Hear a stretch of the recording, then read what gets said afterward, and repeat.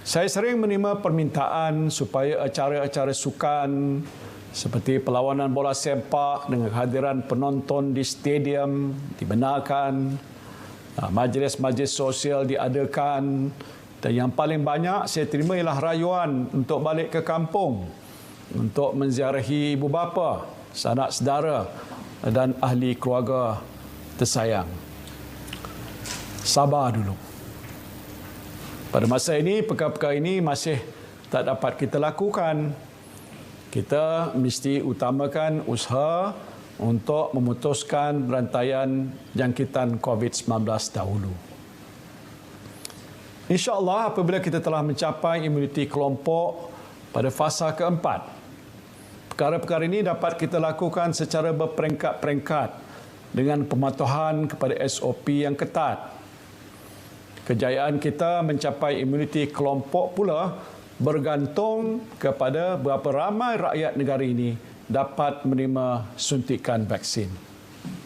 Alhamdulillah, setakat ini lebih 45 juta dos suntikan telah berjaya diberikan kepada rakyat Malaysia, di mana 3.2 juta telah menerima dos pertama dan 1.4 juta telah lengkap menerima 2 dos vaksin. InsyaAllah, selepas ini lebih ramai rakyat akan mendapat temujanji suntikan vaksin dan berpeluanglah menerima dos pertama setelah lebih banyak bekalan vaksin diterima mulai bulan ini, insyaAllah.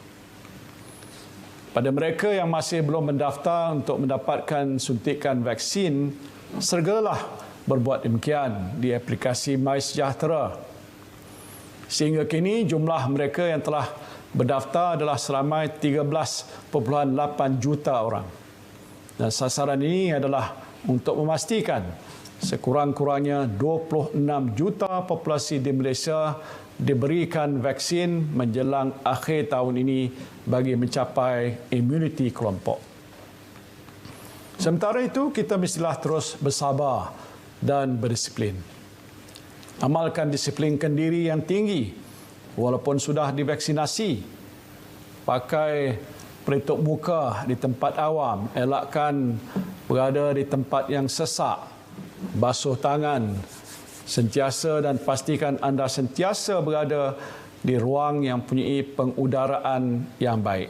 Lebih tinggi disiplin kita menjaga SOP, maka lebih cepat kes-kes harian COVID-19 turun.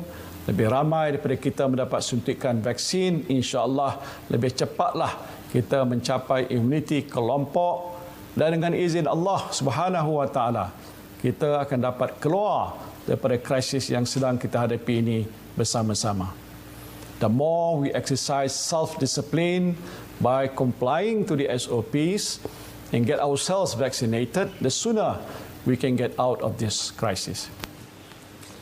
Saya faham bahawa ramai daripada anda yang merasa gusar, takut dan terkesan teruk akibat pandemik ini, baik dari segi fizikal maupun emosi. Ada di antara anda yang kehilangan orang tersayang, berkurang punca pendapatan dan diselubungi keresahan yang berpanjangan. Namun kita jangan sekali-kali mengalah. Kita perlu terus berjuang, bersatu hati dan tenaga dalam menjayakan pelan pemulihan negara ini bersama-sama sebagai sebuah bangsa Malaysia yang cekal dan berhati kental. Saya berjanji kerajaan akan terus membantu sedaya yang mampu tanpa pernah putus berusaha dan berikhtiar supaya dapat bersama-sama kita keluar dari kamelot pandemik ini secepat mungkin.